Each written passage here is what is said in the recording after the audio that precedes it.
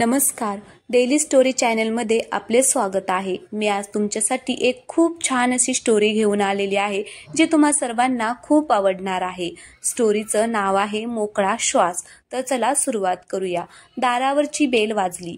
शीतलने दरवाजा उघडला. दारात तिचे बाबा मनोहरपंत होते. बाहेर खूप उकाडा होता, म्हणून ते जरा थकल्यासारखे वाटत होते. शीतलने आत जाऊन पाण्याचा तांब्या घेऊन आली आणि तिने बाबांना पेल्यातून पाणी दिलं.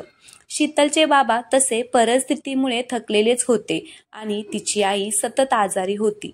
5-6 वर्ष झाली ती कॉटला खेळूनच होती. मनोहरपंतांच्या नोकरीत तसं फार काही मिळकत नव्हतं. घराची सगळी जबाबदारी आता एकट्या शीतलवर पडली होती. शीतल एका छोट्या कंपनीत पार्ट टाइम अकाउंटचं काम करत होती. आता शीतल खूप साधी, सालस आणि मन मिळावू मुलगी. लहानपणापासूनच तिच्या वाट्याला सुख असं आलंच नाही. लहानपणी मुलं खेळायची, दंगामस्ती करताना दिसायचे, पण शीतल मात्र घरातच असायची. शीतलची आई वरचेवर आजारी असायची आणि शीतल मात्र लहानपणापासून घरात लक्ष देऊ लागली होती. तसं शीतल वयाने लहान, पण कर्तृत्वाने ती जाणती झाली होती. मनोहरपंतांना हे पाहून खूपच वाईट वाटायचं. त्यांना आपल्या मुलीने ज्या वयात खेळलं पाहिजे, बागडलं पाहिजे, त्या वयात ती घर सांभाळत होती. याचं ना त्यांना खूपच वाईट वाटत होतं. इतर मुली कसं खेळत असताना पाहून, शीतल घरातील कामं करते हे पाहून मनोहरपंतांचे डोळे एकदम भरून यायचे. पण ते काही करू शकतच नव्हते. ते परिस्थितीमुळे हतबल झाले होते. त्यांची परिस्थिती खूपच अशी हलाखीची होती. पुढे मग शीतलने जेमतेम 12वी पर्यंत शिक्षण पूर्ण केलं आणि मग नंतर नोकरी करायची असं तिने ठरवलं. मनोहरपंत तिला बोलले सुद्धा, शीतल बाळा, तू तुझं शिक्षण पूर्ण कर, मी करतो काहीतरी. तर शीतल त्यांना म्हणाली, नको बाबा, तुम्ही एकटे किती करणार? मी नोकरी केली तर तेवढाच तुम्हाला थोडासा माझा हातभार लागेल. तर आता मनोहरपंत म्हणतात, नाही बाळा, ऐक तू माझं एकदा. शिक्षण अर्धवट राहिलं की ते पूर्ण करता नाही येत. शीतलने मग विचार केला. बाबा बोलतात ते बरोबर आहे. आपण शिक्षण पूर्ण केलेच तर चांगल्या कंपनीत आपल्याला नोकरी सुद्धा मिळेल आणि पगार सुद्धा चांगला मिळेल. पण तिला सगळा भार आपल्या बाबांवर टाकायचा नव्हता. खूप वेळ ती विचार करत बसली होती. एकटीच खिडकीतून बाहेर बघत होती. तेवढ्यातच मनोहरपंतांनी तिला आवाज दिला, काय ग चिमणे, कुठे हरवलीस? अधूनमधून मनोहरपंत शीतलला प्रेमाने चिमणी बोलायचे. असं काही नाही, असं आता इकडे. शीतल म्हणाली, काय झालं, कसला विचार करत आहेस? असं आता मनोहरपंत तिला विचारत असतात. त्यावेळेस ती म्हणत असते की बाबा, मी पार्ट टाइम जॉब करते. दिवसा जॉब करेन आणि संध्याकाळी अभ्यास करेन. परीक्षा मी बाहेरून देईन. तर आता मनोहरपंत तिला म्हणत असतात की अगं, पण तुझ्यावर जास्त ताण पडेल बाळा. नको चिमणे, तू तुझं शिक्षण पूर्ण कर, बाकीचं मी बघतो. नाही बाबा, मी आता ठरवलं आहे, असं आता ती शीतल बाबांना म्हणत असते. तुम्ही हो बोललात तरच मी आता माझं शिक्षण पूर्ण करेन. तू खूप हट्टी आहेस, ऐकणारच नाही. कधी कर तुझ्या मनासारखं. तर असं मनोहरपंत आता तिला बोलत असतात. असं बोलून मनोहरपंत त्यांच्या पत्नीच्या आता रूममध्ये गेले. शीतल आता खूपच खुश झाली होती. तिला खरंच खूप आनंद झाला होता. मग आता ती दोन्ही गोष्टी करू शकत होती. एक म्हणजे नोकरी आणि दुसरं म्हणजे ती तिचं शिक्षण पूर्ण करणारच होती. दुसऱ्या दिवशी शीतलने वर्तमानपत्र चाळायला सुरुवात केली आणि जिथे जिथे पार्ट टाइम जॉब होते तिथे तिथे ॲप्लिकेशन केले. तिने काय केलं, तिथे ॲप्लिकेशन केले. आता शीतल तिथून येणाऱ्या फोनची वाट पाहत होती. 2 दिवस झाले तरी काही फोनच आला नाही. तिसऱ्या दिवशी दुपारी तिला एका कंपनीतून फोन आला.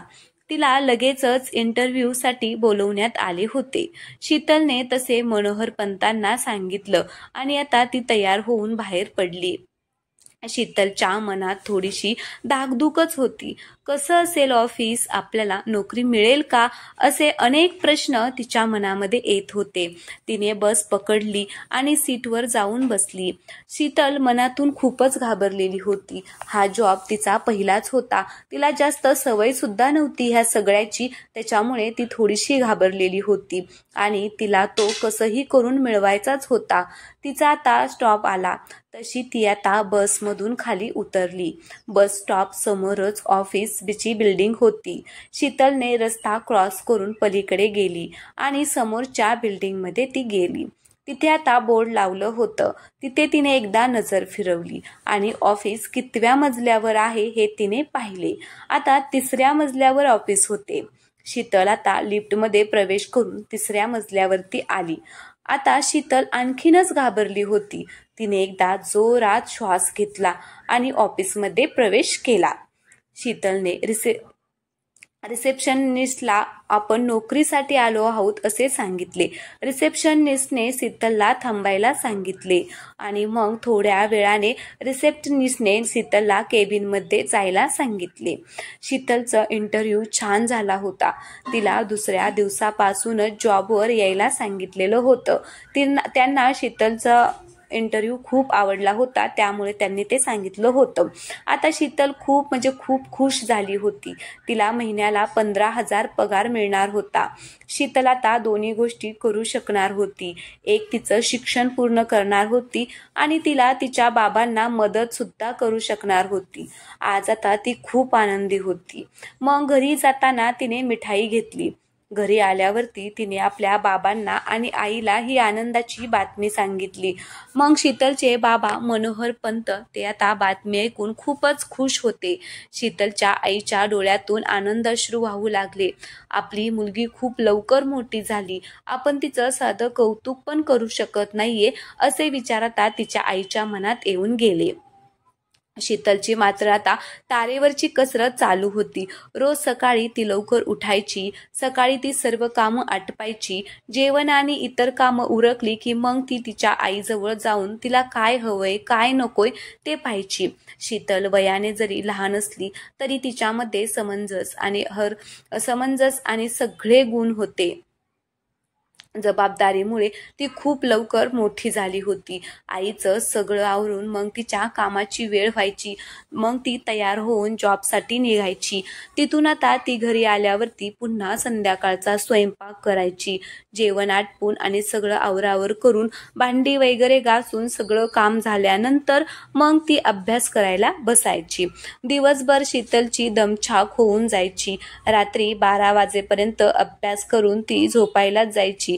असं करता करता करता 2 वर्ष निघून गेली आणि शीतल ग्रॅज्युएट झाली. शीतल उत्तम मार्काने पास झाली होती. तिला तिच्या मेहनतीचं फळ मिळालं होतं. शीतलने आता मोठ्या कंपनीत नोकरीसाठी अर्ज करायला सुरुवात केली होती. तिला पूर्ण खात्री होती कुठेतरी चांगली नोकरी मिळेल. शीतलने अजून पार्ट टाइम जॉब सोडला नव्हता. तिथे ती जातच होती. रोज शीतल संध्याकाळी घरी आली की विचारायची, बाबा माझं लेटर आलं का? तर आता नाही आलं असं आता उत्तर तिला मिळायचं. तिला खूप वाईट वाटायचं. तिला खूप त्रास देखील व्हायचा. मग तिचे बाबा म्हणायचे, अगं येईल, तू नको काळजी करू. तसं नाही हो बाबा, पण खूप दिवस झाले अजून कसं आलं नाही हे लेटर, अपॉइंटमेंटचं लेटर कसं काय आलं नाही असं तिला वाटायचं. तर ते म्हणायचे, येईल, तू जरा शांत राहा बरं, तुझ्यासाठी चहा करू का? मलाही थोडासा चहा प्यायचाच आहे असं आता मनोहर पंत तिला आपले म्हणायचे. मग ती म्हणायची, ते म्हणायचे, तू येण्याआधी मी चहा घेतला होता, पण आता तुझ्यासोबत थोडासा घेईन. काय म्हणतेस, घेणार का चहा? असं ते तिला विचारायचे, तिला थोडंसं बरं वाटावं म्हणून. मग ती म्हणायची, बाबा तुम्ही जास्त चहा घेऊ नका, तुम्हाला ऍसिडिटीचा त्रास होतो. तर ते म्हणायचे, हो ग चिमणे, पण मी जास्त घेत नाही. आता तुला कंपनी म्हणून मी घेणार आहे. तसंही तुम्ही ऐकणार नाही असं आता ती म्हणते. करा चहा कडक. हा हा हा हा. शीतलचं आणि तिच्या बाबांचं असं रोजच चालायचं. चहा झाल्यावरती शीतलने तिची कामं आटपली आणि थोडा वेळ आईजवळ जाऊन बसली. शीतल रोज बाबांच्या चहाची तक्रार आईजवळ करायची. तशीच आजही ती आईजवळ तक्रार करणार होती. आई बघ, बाबा काही माझं ऐकत नाही, सारखंच चहा पितात. तेवढ्यातच मागून मनोहरपंत आले. काय ग चिमणे, माझ्याच बायकोजवळ तू माझीच तक्रार करतेस? ती माझ्या बाजूने आहे, कळलं का? असं आता ते चिमणीला तिच्या म्हणतात. मग शीतलची आई नलिनीबाई दोघांकडे बघून फक्त हसायची. तिलाही दोघं बाप आणि मुलगी यांच्यातील भांडण खूपच आवडायचं. आई तू हसतेस काय? असं आता शीतल तिला म्हणाली. बोल ना त्यांना काही, नंतर तू बोलू नको. तू मला माझ्या नवऱ्याची तू काळजी घेत नाही. हा. तर आता असं म्हटल्याबरोबरच हे सगळं कुटुंबात चाललेलं असतं. तर आता ते म्हणतात श्रीमंती नव्हती पण सुखी कुटुंब होतं. नलिनी बाईचं आजारपण सोडलं तर सगळे हसून खेळून होते. नंतर मग सगळे जेवायला बसले. जेवण आटोपल्यावर शीतलने एकदा आईच्या रूममध्ये डोकावून बघितलं आणि ती तिच्या रूममध्ये आली. शीतलच्या मनात विचार आला की अजून अपॉइंटमेंट लेटर का नाही आलं. असं विचार करता करता कधी डोळा लागला हे तिला कळलेच नाही. सकाळी लवकर उठून सगळी कामं आटोपून शीतल ऑफिसला जायला निघाली आणि तेवढ्यातच दारावरची बेल वाजली. दारात नेहमीचे पोस्टमन काका हातात एक एन्व्हलप घेऊन उभेच होते. कशी आहे शीतल बेटा, असे आता ते पोस्टमन म्हणतात. त्यावेळेस ती म्हणते की ठीक आहे काका, हे तुझं लेटर आले आहे, सही कर बघू, असं आता ते म्हणतात. त्यावेळेस शीतल म्हणते की हो करते. सही करून आता शीतलने हातात ते लेटर घेतलं आणि पाकिटातून पेपर बाहेर काढला. शीतल लेटर वाचून खूप आनंदी झाली. तिचे बाबा सुद्धा तिथेच उभे होते.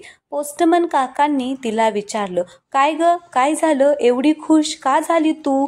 तर ती म्हणाली, काका बाबा, मला एक चांगल्या कंपनीमधून अपॉइंटमेंट लेटर आलं आहे, ज्याची मी वाटच पाहत होती.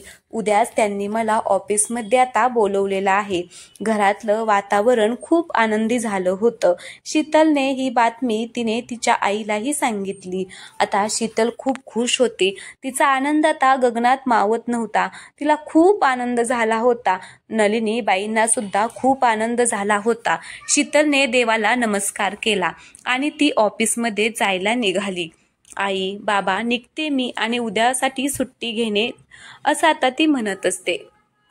चला मी पण निघतो, बाकीच्या घरी जाऊन पत्र देतो, असं आता तो पोस्टमन म्हणत असतो. पोस्टमन काकांनी निरोप घेतला आणि ते तिथून निघून गेले. शीतल सुद्धा घरून निघाली आणि ऑफिसमध्ये आली. ऑफिसमध्ये आल्यावर तिने रिसेप्शनिस्टकडे सुट्टीसाठी अर्ज दिला आणि काम करायला सुरुवात केली. पण तिचं काही कामात लक्षच लागत नव्हतं. तिचं सगळं लक्ष सुट्टी मिळेल की नाही इकडेच लागलं होतं. संध्याकाळी ती जायला निघाली तेव्हा रिसेप्शनिस्टने शीतलला मग हाक मारली. आता शीतल अशी त्याला ज्यावेळेस हाक मारली त्यावेळेस आता शीतल स्वतःच्याच विचारात होती. आवाज ऐकून आता ती एकदम अशी थबकलीच आणि मग ती म्हणाली हा. तर आता ते तिला म्हणाले की अगं इकडे ये, काय झालं, काही काम आहे का, असा आता त्यांनी तिला प्रश्नच विचारला. तर ते पुन्हा म्हणतात की अगं नाही, मग अगं तुला उद्या सुट्टी मिळाली. शीतल हे ऐकून खूपच खुश झाली. आता हे सगळं तिला पाहिजेच होतं, पण आता तिला भीती वाटत होती की नक्की सुट्टी मिळेल की नाही, त्याच्यामुळे ती थोडीशी घाबरली होती. मग आता ती आनंदाने स्वतः म्हणते की थँक्यू, मी काय केलं, मी तुला फक्त सांगितलं शीतलला सुट्टी मिळाली होती. आता ती उद्या नवीन जॉबसाठी इंटरव्ह्यूला जाऊ शकत होती. शीतल मग आता घरी आली, हातपाय धुतले आणि देवाला तिने नमस्कार केला.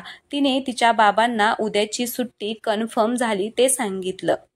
मनोहरपंत खूप खुश झाले आणि मनोमन देवाजवळ प्रार्थना करू लागले.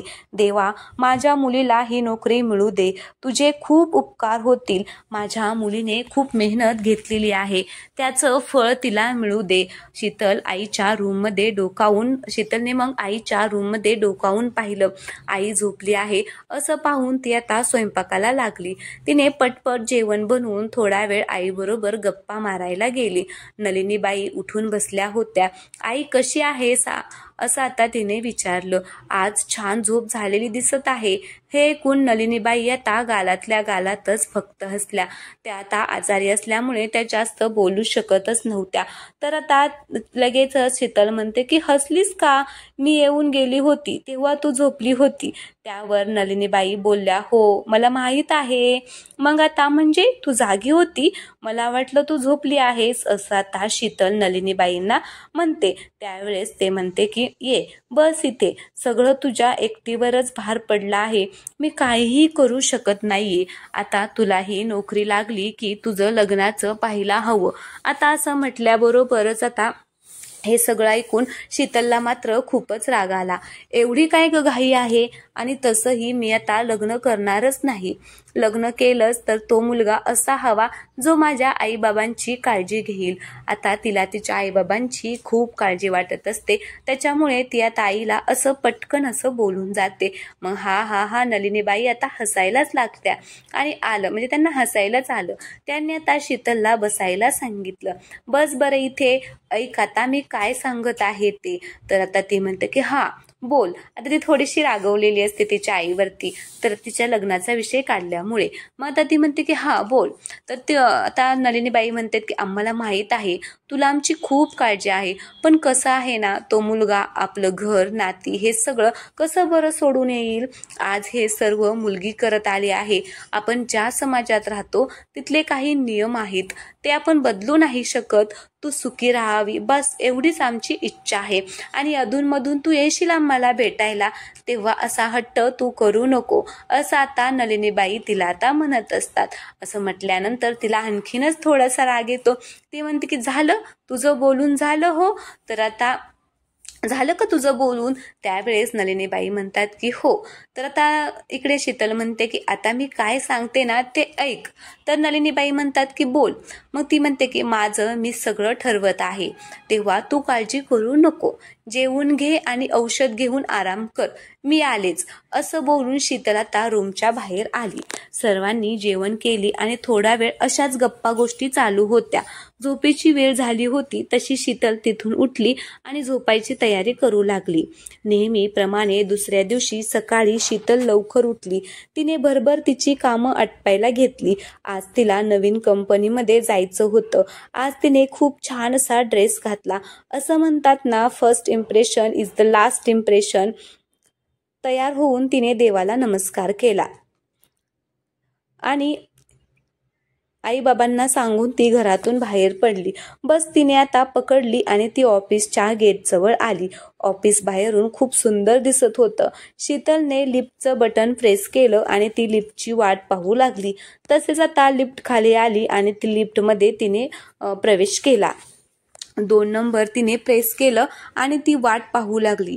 शीतल मनातून खूपच घाबरली होती. हा जॉब मिळेल का अशी शंका तिच्या मनात येत होती. शीतल आता लिफ्टमधून बाहेर आली आणि ऑफिसमध्ये प्रवेश केला. आल्यावर तिने सगळीकडे नजर फिरवली आणि रिसेप्शन डेस्क जवळ जाऊन तिने रिसेप्शनिस्टला तिने लेटर ते दाखवलं. आता ते लेटर त्यांना दाखवल्यावरती आता ते रिसेप्शनिस्ट तिला आता म्हणाले, तुम्ही बसा, मी सरांना इन्फॉर्म करते. रिसेप्शनिस्ट मिस अंजलीने सांगितलं. हो चालेल, मी बसते, शीतल बोलली. आता शीतल सोप्यावरती जाऊन बसली. मिस अंजली फोनवर बोलत होती. बहुतेक ती शीतल आली आहे हे आता सांगत असणार, असं आता शीतलला वाटत असतं. आता शीतल आतून बोलवणं येईपर्यंत ती ऑफिस स्टाफ आणि ऑफिस निहाळत तिथेच आता बसली होती. तिच्या मनामध्ये खूप भीती होती. तिला असं वाटत होतं की आता ही नोकरी मिळते की नाही, असं तिच्या मनामध्ये चाललं होतं.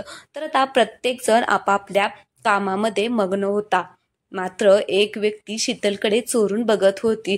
त्या व्यक्तीचं नाव सुधीर जोशी होते. सुधीर जोशी मुंबईमध्येच राहणारा एकटाच राहत होता तो. आई वडील भाऊ बहीण कोणीही नव्हते त्याला. लहानपणी एका अपघाताने त्याचे आई वडील निघून गेले. लहानपणापासूनच तो त्याच्या मामा मामेकडे राहिला. त्यांना सुद्धा मूलबाळ नव्हते. ते सुधीरला आपलाच मुलगा समजून त्याची देखभाल करत होते. सुधीर दिसायला खूपच सुंदर, एकदम राजबिंडासारखा. कॉलेजमध्ये असताना अनेक मुली त्याच्यावरती प्रेम करायच्या, पण सुधीर मात्र कधीच कोणत्याच मुलीला भाव द्यायचा नाही. तो कधीच कोणत्या मुलीजवळ जवळ सुद्धा बोलायला जायचा नाही असं तो होता. कॉलेज संपले आणि पुढे त्याने MBA केलं आणि या कंपनीत जॉबला लागला होता. त्याचे मामा मामी आता गावी जाऊन राहत होते. आता गावी जाऊन ते राहिलेले आहे, तर गावी घर शेतजमीन आहे आणि तिकडे लक्ष द्यायला कोणी नाही, म्हणून मग ते गावी राहायला गेले. सुधीर आता एकटाच मुंबईमध्ये राहतो. अधूनमधून त्याचे मामा मामी त्याला भेटायला येतात. कधी कधी सुधीर सुद्धा एक फेरी गावी टाकून येतो. आता सुधीरचं लक्ष मात्र शीतलकडे लागलेलं होतं. कधी कोणत्याही आता मुलीकडे न बघणारा सुधीर आज तो आता शीतलकडे बघत होता. अचानक शीतलचं लक्ष सुधीरकडे गेलं आणि मग दोघांची नजरानजर झाली. सुधीर एकदम असा बावचळला. आपली चोरी कोणीतरी आता पकडली असं आता त्याला वाटलं. लगेचच त्याने खाली मान घालून त्याने कामाला सुरुवात केली. असं केल्यानंतर तो आता दुसरीकडे इकडे मिस शीतल रिसेप्शनिस्टने अशी तिला हाक मारली. शीतलने आवाजाच्या दिशेने मान आता वळवली आणि ती रिसेप्शन डेस्क जवळ गेली. शीतल सुद्धा आता तिच्या मनामध्ये दुसरं काहीच नव्हतं. तिला फक्त आता ही नोकरी मिळावी एवढंच होतं. त्याच्यामुळे ती आता दुसरीकडचं लक्ष आता सोडून देते.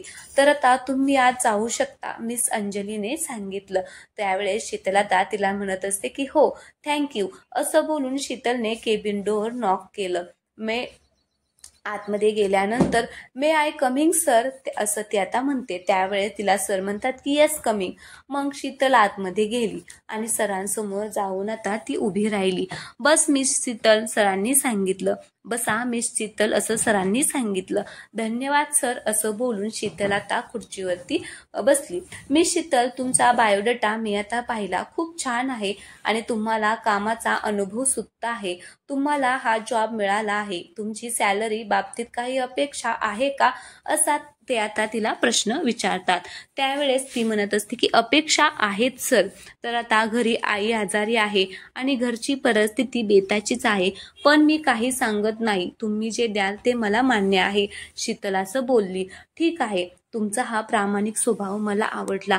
तुम्हाला महिन्याला 30,000 पगार मिळेल एवढा ठीक आहे ना? हो ठीक आहे सर असं शीतलने म्हणली. पगार ऐकून तिच्या कानावरती खरं तर विश्वासच नव्हता.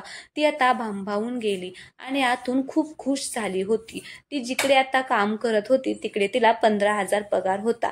त्याच्या दुपटीने आता तिला इकडे पगार मिळणार होता. त्याच्यामुळे ती खूप अशी खुश झालेली असते.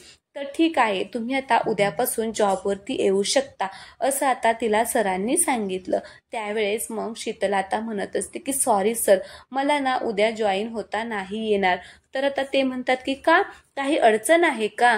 तर ती म्हणते की नाही सर, अडचण नाही, पण मी जिथे आधी काम करत होती तिथे मला उद्या जाऊन कळवावे लागेल. मी परवापासून आली तर चालेल का?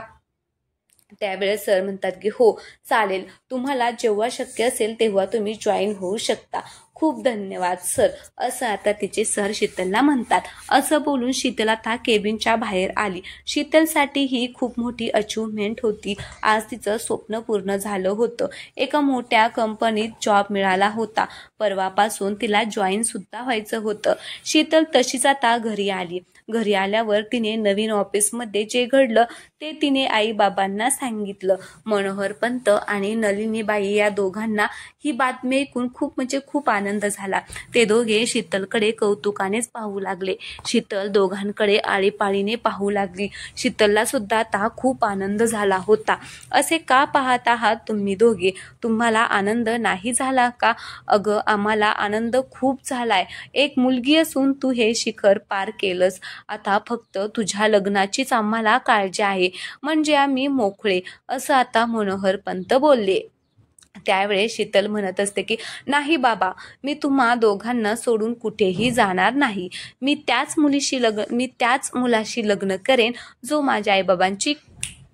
जो माझ्या आईबाबांची काळजी घेईल असं बोलून शीतल तिथून उठली आणि बाथरूममध्ये फ्रेश व्हायला गेली.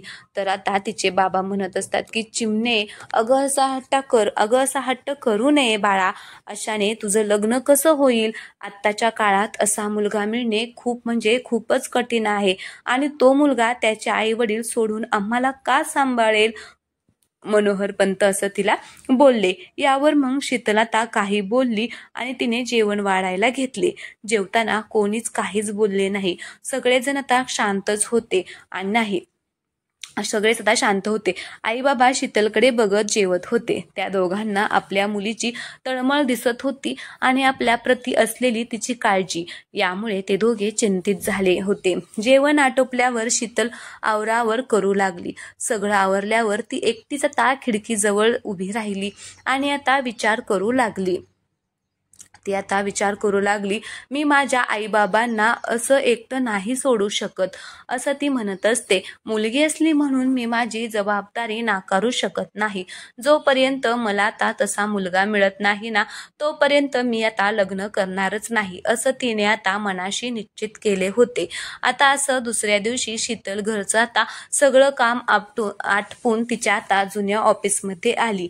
ऑफिसमध्ये आल्यावरती ती आता सरांच्या केबिनमध्ये गेली। ए शीतल, काय काम काढलं, असं आता तिच्या सरांनी विचारलं। आता सरांनी तसं विचारल्यावरती शीतल थोडी अशी अवघडल्यासारखी झाली, कारण तिने 1 महिन्याची नोटीस दिली होती, पण तिला त्याआधीच जॉब सोडावा लागत आहे।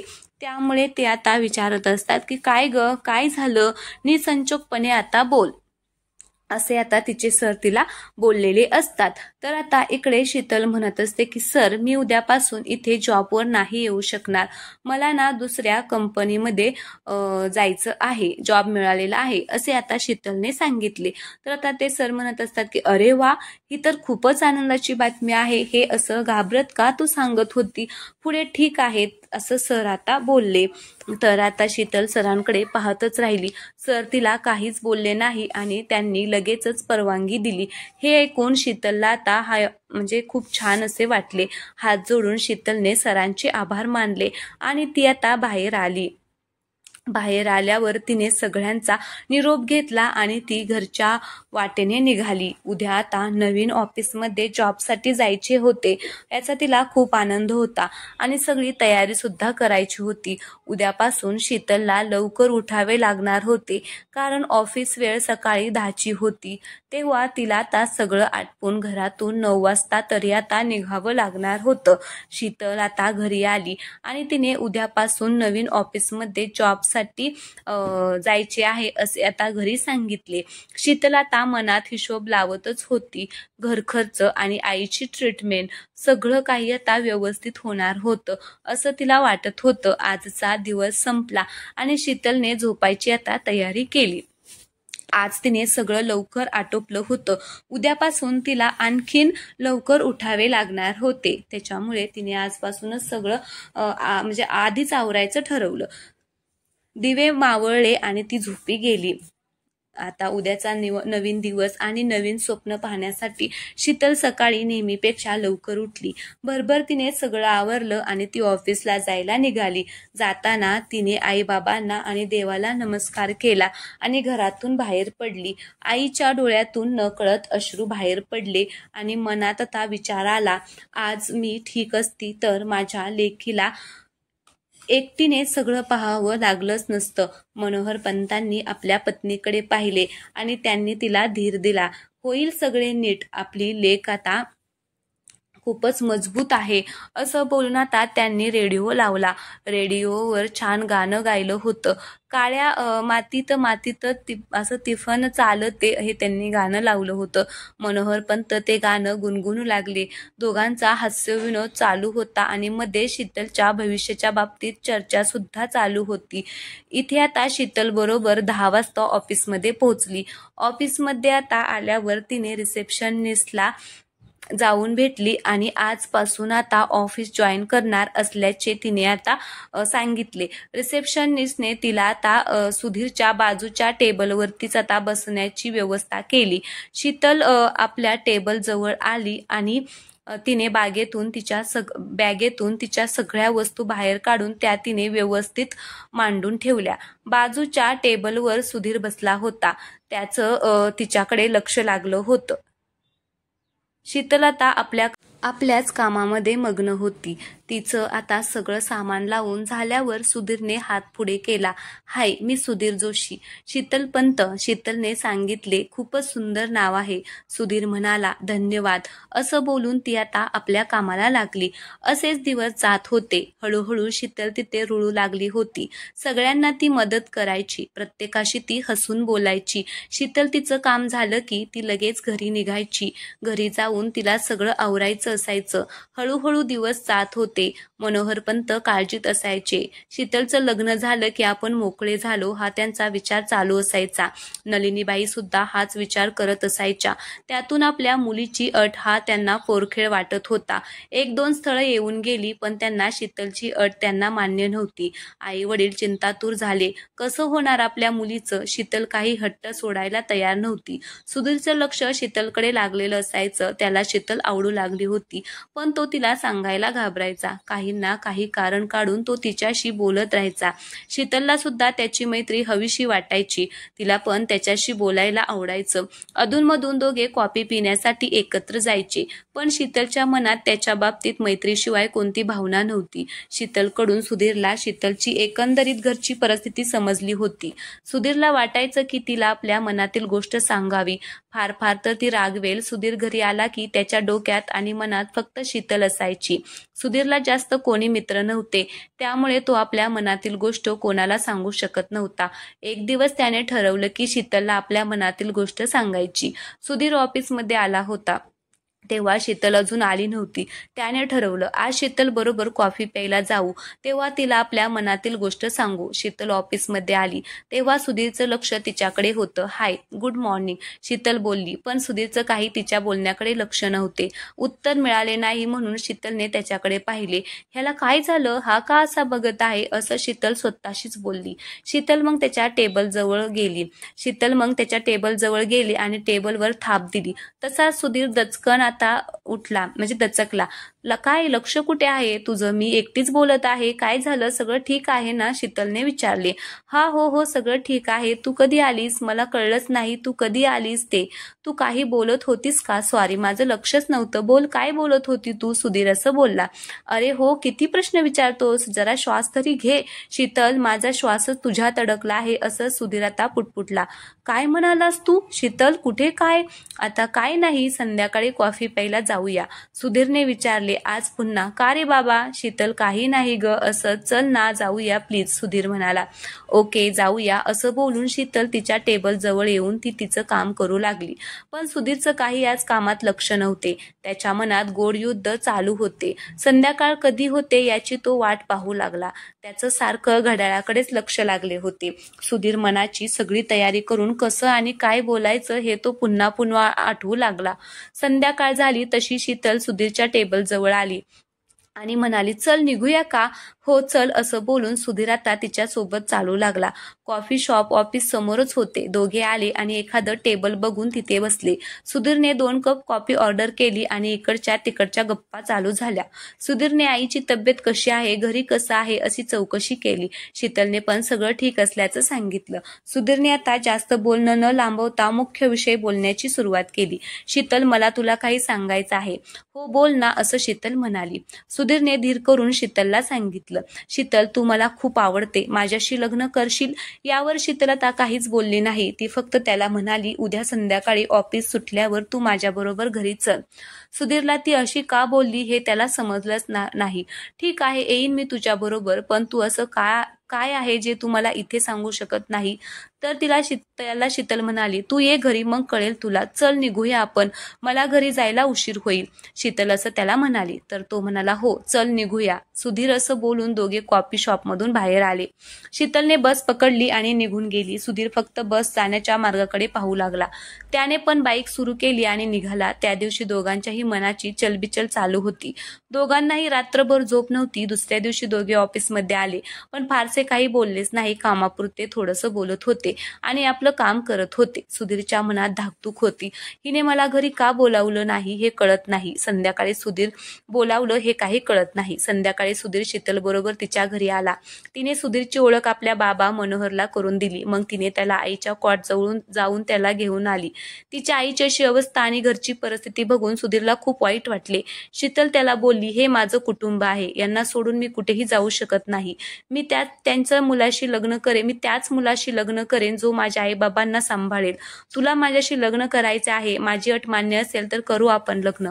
शीतलला माहित होतं की तिची अट सुधीर मान्य करणार नाही. तो आपल्याशी लग्न नाही करणार. सुधीर थोडा वेळ तिथे थांबला.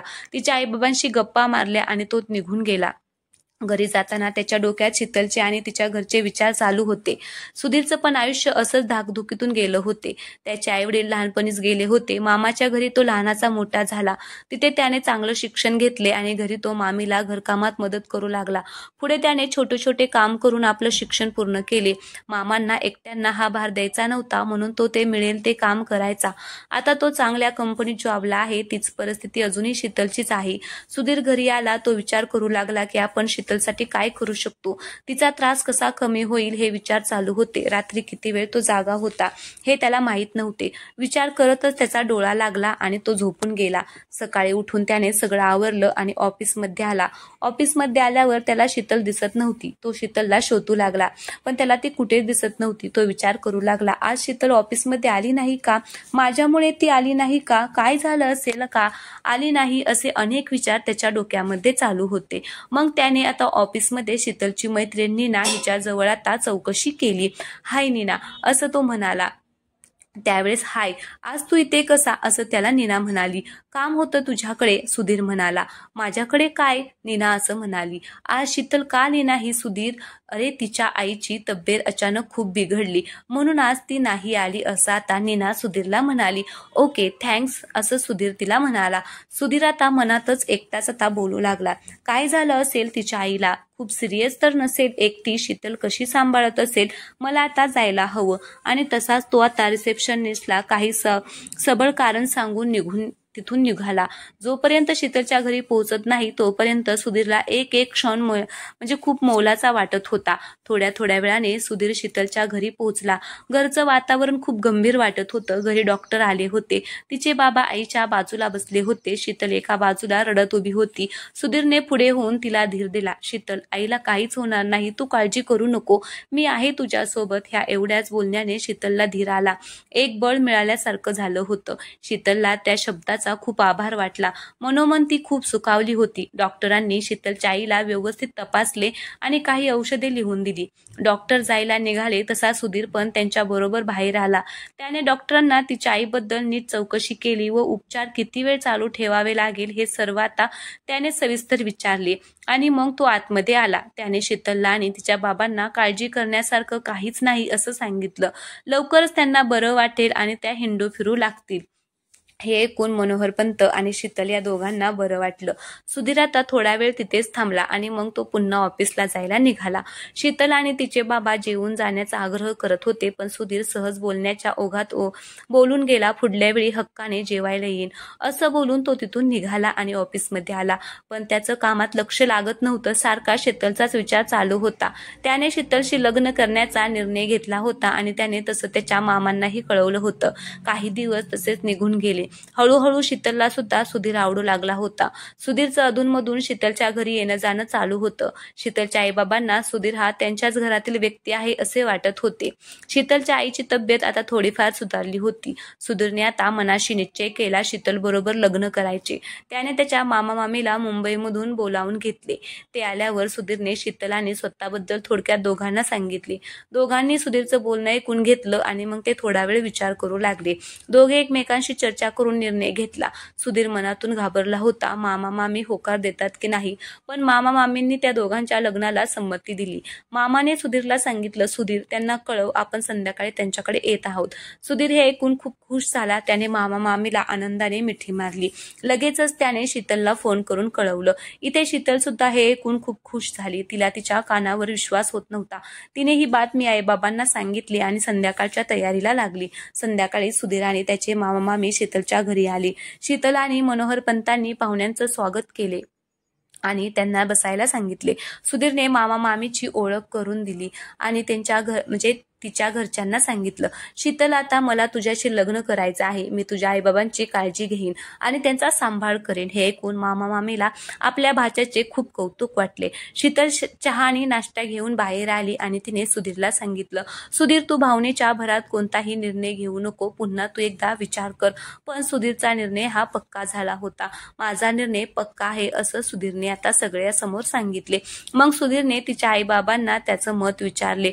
सुधीरने शीतलच्या आईबाबांना त्यांचे मत विचारले. शीतलच्या आईबाबांना हे ऐकून खूप आनंद झाला. सुधीर सारखा मुलगा आपल्या शीतलसाठी शोधून सापडणार नाही हे त्यांना माहीत होतं.